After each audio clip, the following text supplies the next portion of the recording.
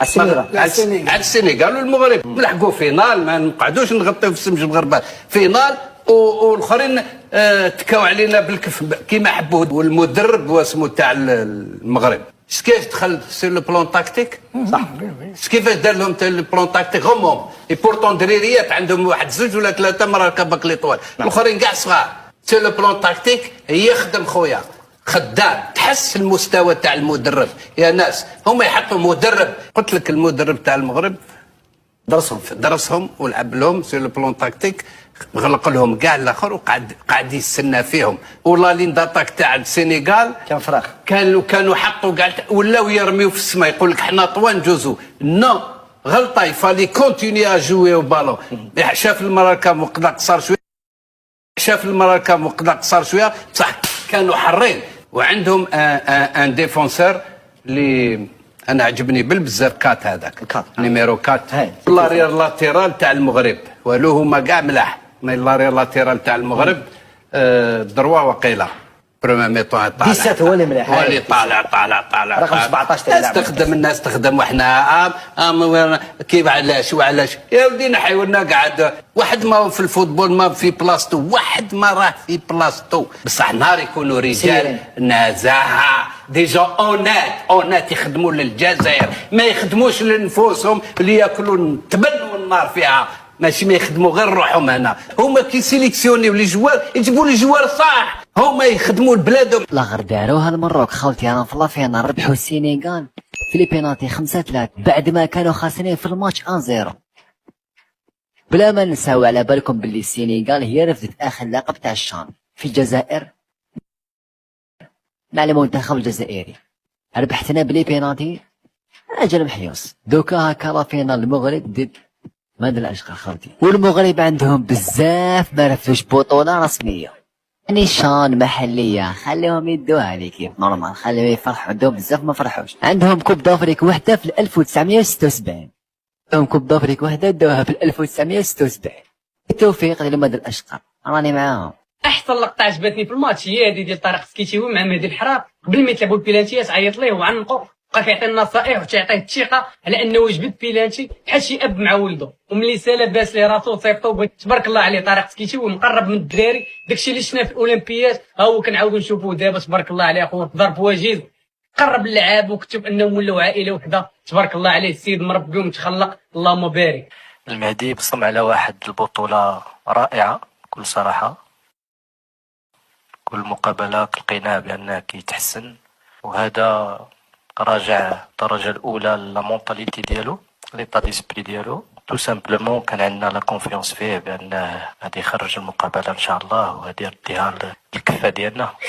رضا الله ثم رضا الوالدين ثم العمل بجدية وبإخلاص كيعطي النتائج ديالو. اليوم يمكن نضيف حاجة أخرى، من تواضع لله رفعه. بكل صراحة الجميل التواضع في الحياة، كيجعل الإنسان أن ديما يكون راسو صغير، يكون ديما عارف شنو باغي، ويكون ديما كيبحث على الاجتهاد وكيبحث على انه يتطور، يرجح اي شيء اكيد لله. وحنا الحمد لله عندنا واحد مجموعه جميله، اي انسان يتمنى يكون بيناتهم.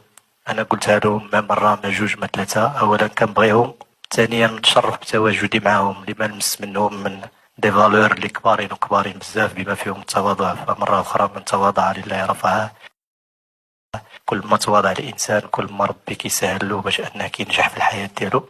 حينما تقول لهم كرة القدم المغربية يقول لك لا، ليس هناك لاعبين في الدوري المغربي. أنا اليوم أتساءل، هل هؤلاء يلعبون في الدوري المغربي؟ هذا المنتخب من خلال هذا الأداء ومن خلال هذا التأهل هو إعادة الاعتبار للبطولة المغربية، إعادة الاعتبار للاعبي البطولة المغربية المهمشين المنسيين في بطولة لا تهتم بها لا الجامعة ولا العصبة ولا الإعلام ولا الصحافة ولا أي شيء. مهدي الحرار أليس هذا حارس عملاق؟ بالله عليكم قولوا لي، أليس له مكان في فرق محترفة وفي أوروبا؟ مواصفات الحارس الكبير متوفرة في مهدي الحرار. من قال أن البطولة غير ولادة؟ قالها من لا يريد أن يفتح الباب ويعطي الأمل للاعبي البطولة، من يسير شؤون كرة القدم في المغرب وبالأخص على مستوى المنتخبات، يعطوا الانطباع لهؤلاء اللاعبين بأن الأفق مسدود، وأن المنتخب المغربي الأولوية هي اللاعبين الذين يكونون في أوروبا. على حساب من؟ على حساب قدرات اللاعبين المحليين. اليوم تحية لهؤلاء اللاعبين وتحية للمدرب الذي يعرف كيف يوظف إمكانيات اللاعبين. الدراري ما طولوش في الفرحة، باقي تابعنا واحد الماتش اللي صعيب كونتر مدغشقر. فينال ما غاديش يكون سهل بين الطرفين. ان شاء الله غادي نستعدوا مزيان لهذا الماتش هذا بما فيه الكفايه، وغادي نكونسونطراو عليه بحال كاع الماتشات، وان شاء الله غادي نتوجوا بهذا اللقب باش نفرحوا الشعب المغربي ان شاء الله. اول شيء تنبغي نشكر الجماهير والشعب المغربي على الدعم والتشجيع ديالو لينا في طيله هذه المسابقه هذه. التاهل ديالنا النهائي هو ثمره ديال المجهودات ديال اللاعبين وديال الطاقم التقني. المباراه ما كانتش سهله، والدليل انه تحسمت بضربات الترجيح. المنتخب السنغالي حتى هو عنده عناصر اللي عندها تجربه ولاعبين اللي عندهم جوده عاليه. الان حنا مازلنا مرحله واحده باش ناخذوا اللقب ونكملوا المهمه اللي جينا على قبلها.